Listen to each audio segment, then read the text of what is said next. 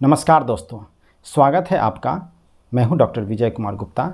आप देख रहे हैं इकोनॉमिक्स स्टडी कैपिटल और आज हम बात करेंगे एक बेहद ज़रूरी और कन्फ्यूजन भरे आर्थिक टॉपिक पर, यानी जीएनपी, ग्रॉस नेशनल प्रोडक्ट, यानी सकल राष्ट्रीय उत्पाद। क्या ये जीडीपी से अलग है और भारत का जीएनपी हमेशा जीडीपी से कम क्यों रहता है? आइए सरल हिंदी में समझते हैं। सबसे पहले जानते हैं जीएनपी होता क्या है। जीएनपी ग्रॉस नेशनल प्रोडक्ट यानी सकल राष्ट्रीय उत्पाद किसी देश की आर्थिक गतिविधियों का मूल्य है जिसमें देश के अंदर और विदेशों में कमाने वाली देशवासियों की आय भी शामिल होती है। आसान शब्दों में जीएनपी बराबर जीडीपी प्लस विदेशों से होने वाली शुद्ध आय। अब सवाल उठता है, ये विदेशों से होने वाली आय क्या होती है? इसके तीन मुख्य स्रोत होते हैं। पहला, निजी प्रेषण रेमिटेंस, मतलब भारत के लोग जो विदेशों में काम करते हैं वे पैसा अपने देश भारत में भेजते हैं। दूसरा, विदेशी कर्जों पर ब्याज यानी interest on external loans, Bharat को जो विदेशी कर्ज मिला है और भारत ने जो कर्ज दिया है इन पर ब्याज का अंतर। भारत को आमतौर पर ज़्यादा कर्ज लेना पड़ता है, इसलिए यह हिस्सा नुकसान यानी ऋणात्मक वाला होता है।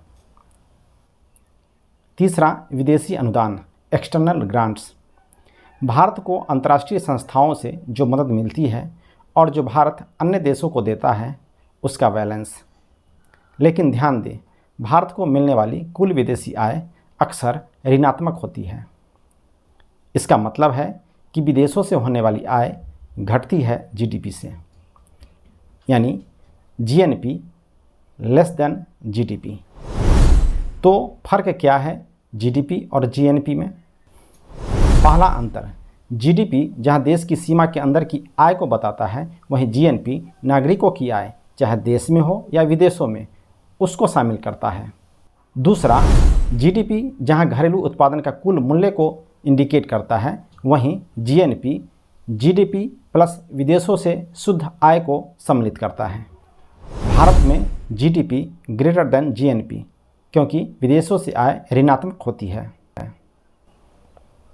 अब सवाल है, जीएनपी का उपयोग कहाँ होता है? तो जीएनपी यह किसी भी देश की राष्ट्रीय आय मापने का व्यापक तरीका है। दूसरा, ये बताता है कि देशवासी कितनी कमाई कर रहे हैं, देश के अंदर और बाहर दोनों जगह।